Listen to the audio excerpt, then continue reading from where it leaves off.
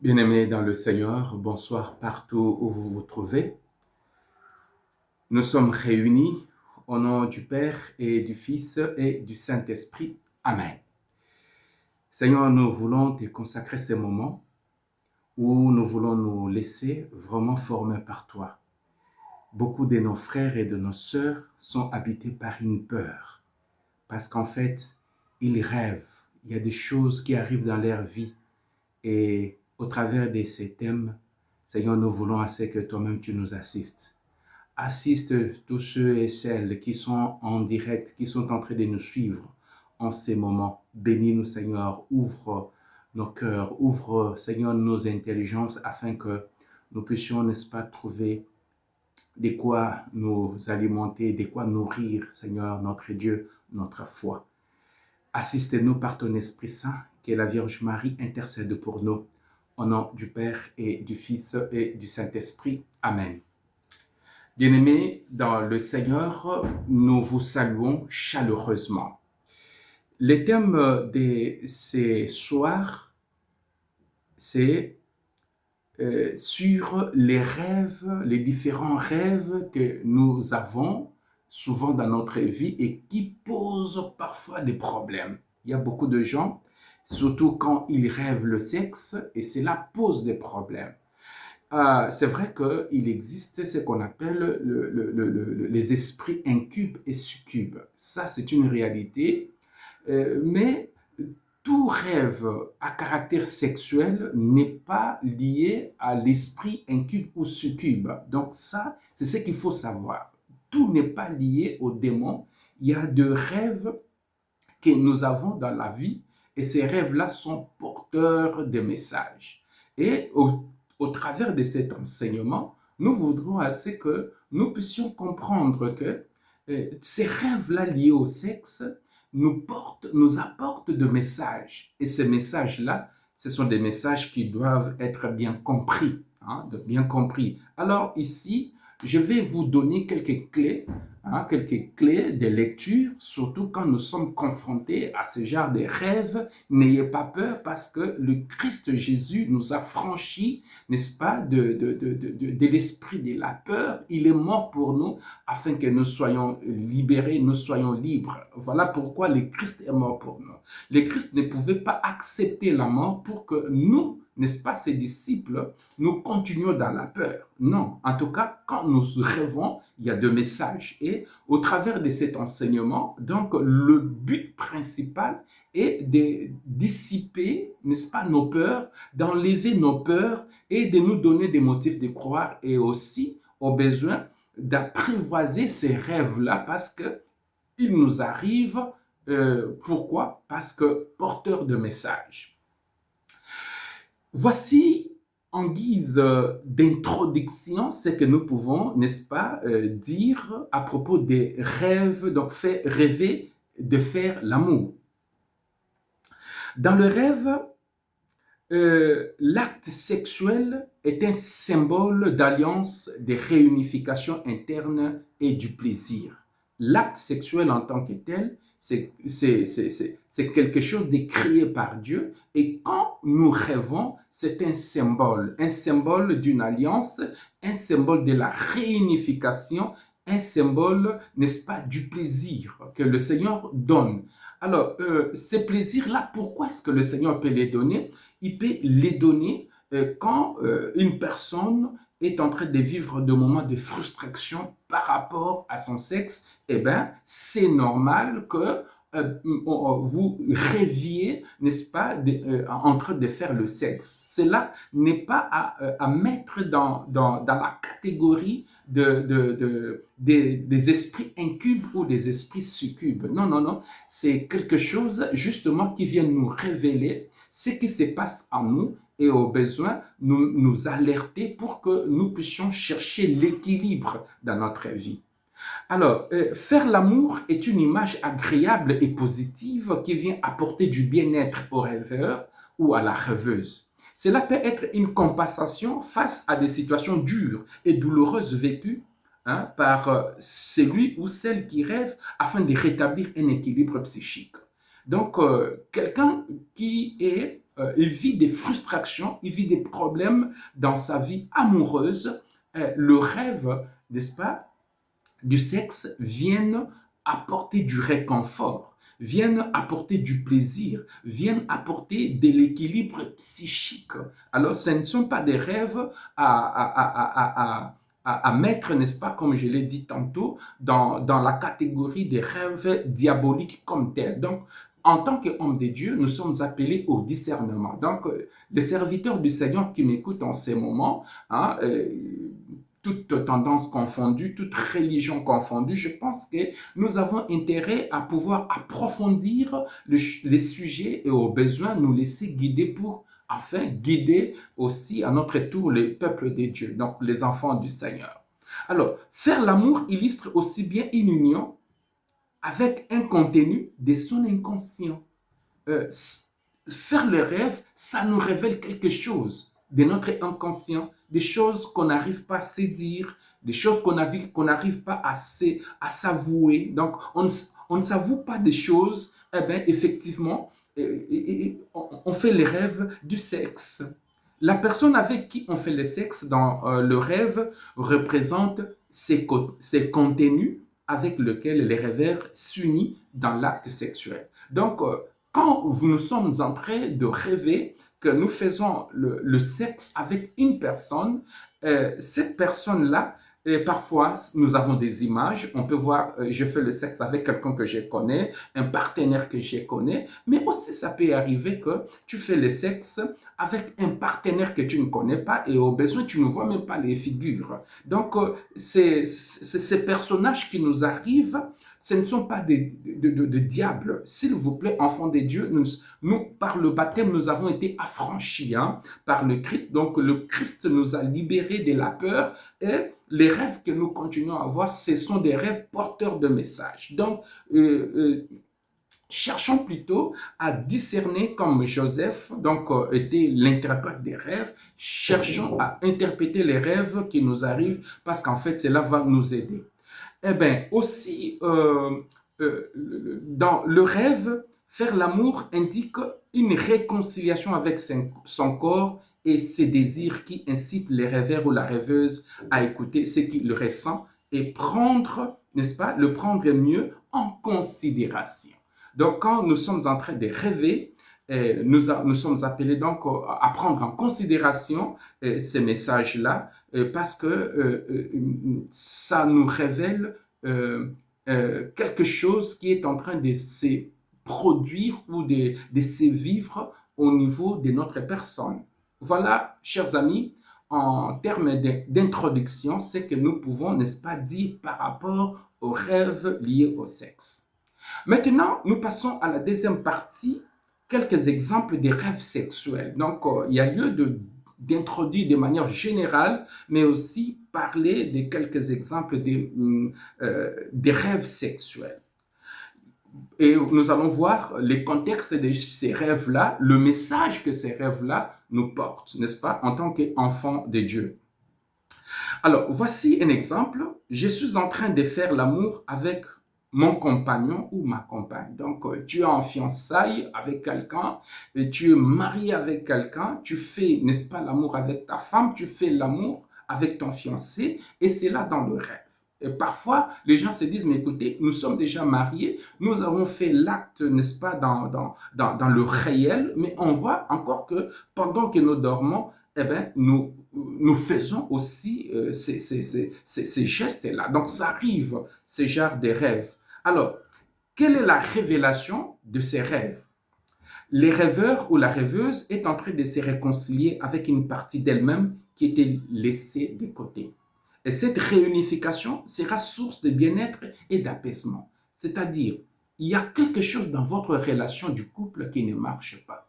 Il y a quelque chose dans votre couple qui n'est pas du tout un succès. Voilà pourquoi il vous arrive de faire le sexe dans le rêve alors que vous êtes à côté de votre partenaire ou vous êtes en situation de couple, donc en état de couple, et mais vous rêvez. Alors, généralement, quand les gens qui rêvent, n'est-ce pas,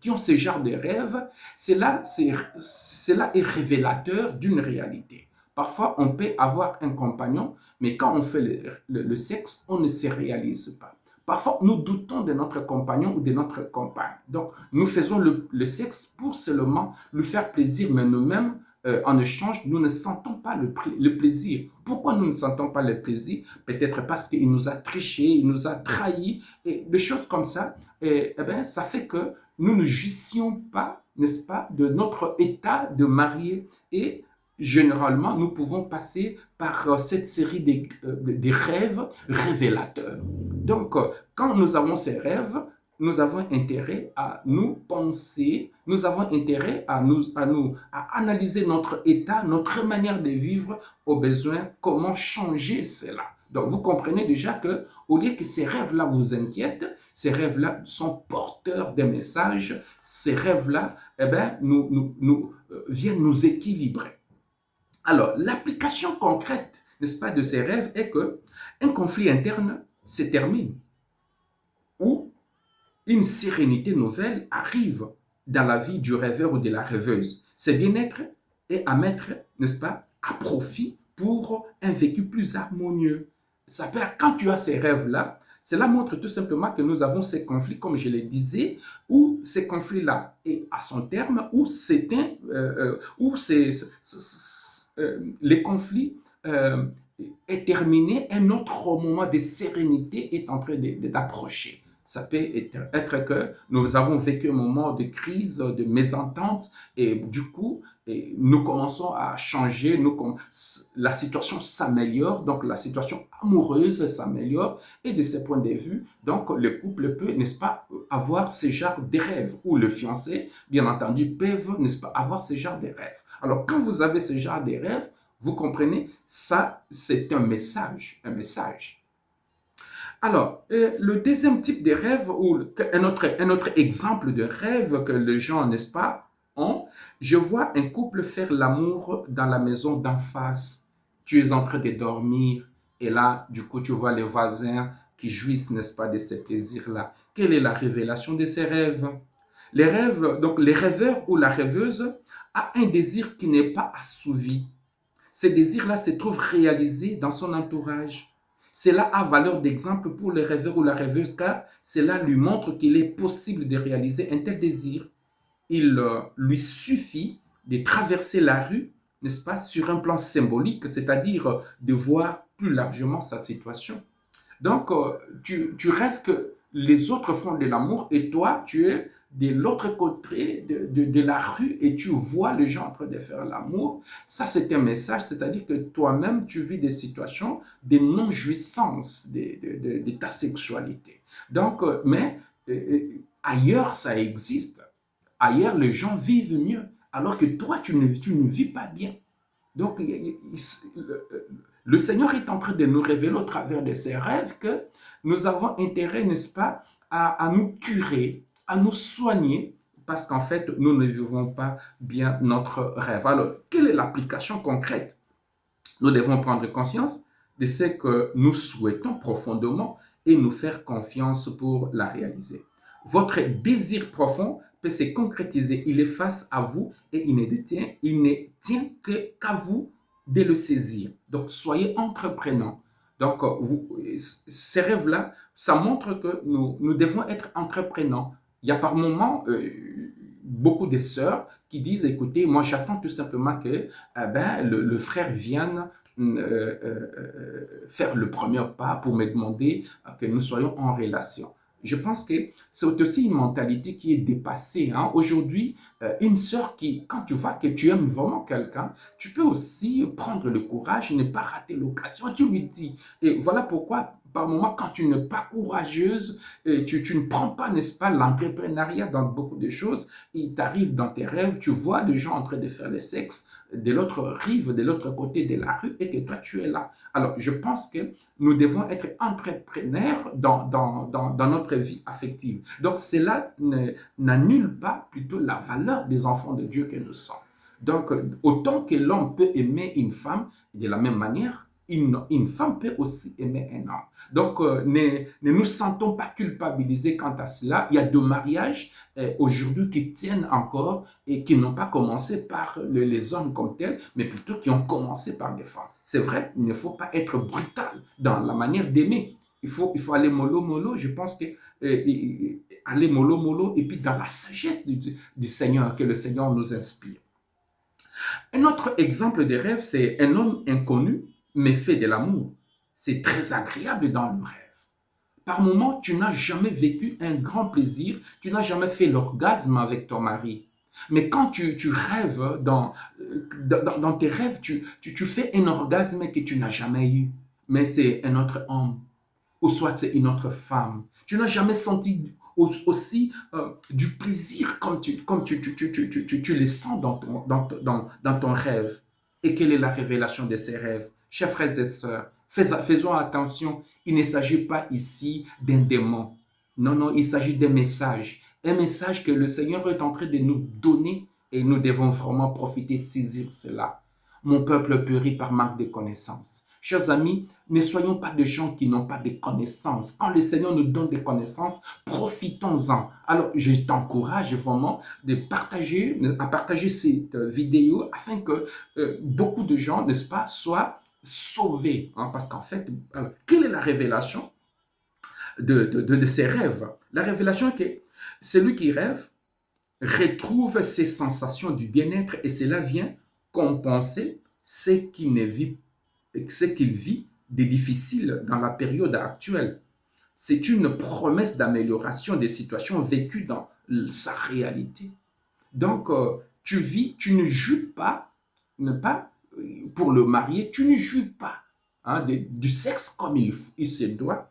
Et voilà, ces rêves viennent te révéler quelque chose.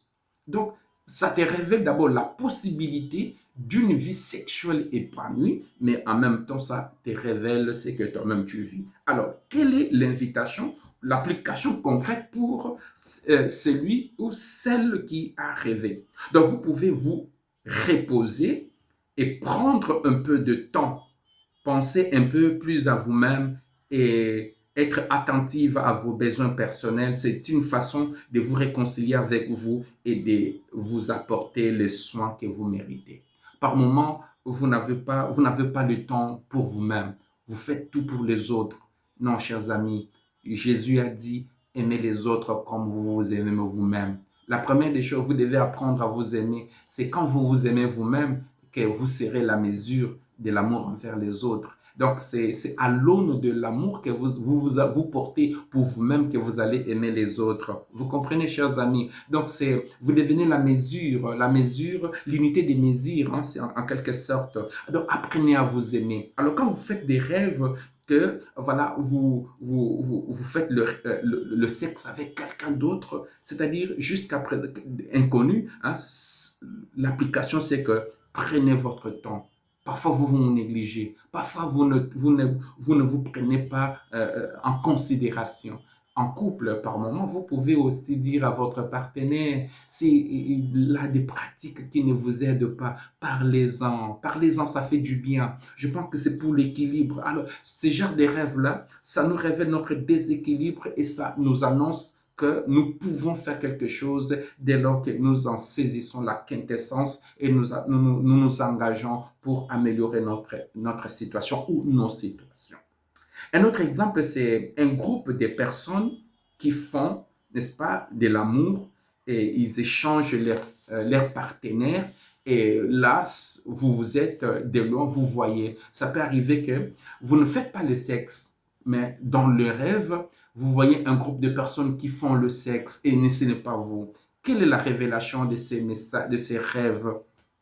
Ça vous révèle tout simplement que les désirs multiples se présentent à vous et vous ne savez pas choisir.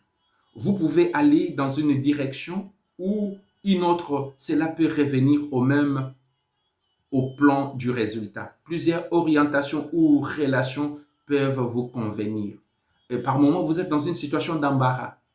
Prenons, il y a 3, 4 personnes qui sont venues vous courtiser au même moment et les tous, enfin le 3, hein, tous présentent des qualités et vous ne savez même pas comment choisir. Et voilà pourquoi, et du coup, vous commencez à rêver, à voir des gens en train de faire de l'amour.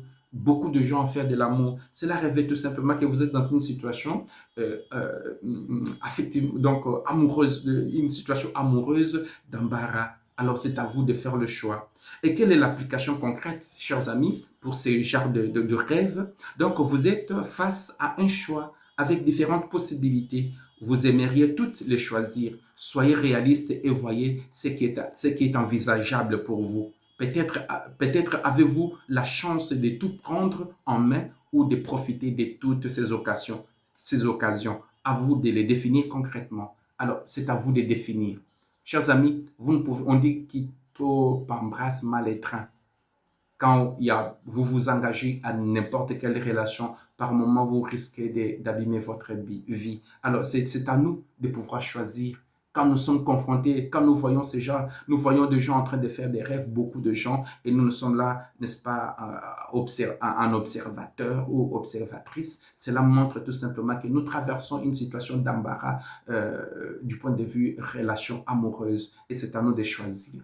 Vous comprenez, chers amis, comment les rêves sont vraiment bienfaiteurs pour nous, bienfaisants, j'allais dire, pour nous. Alors, ne nous effrayons pas pour n'importe quoi. Réjouissons-nous car nous avons quelqu'un qui nous parle, nous avons quelqu'un qui nous aime et c'est notre Dieu. Que le Seigneur vous bénisse et que cet enseignement vous aide, vous soit vraiment profitable. Par la grâce du Seigneur, je vous bénis au nom du Père et du Fils et du Saint-Esprit. Amen. Ciao, ciao.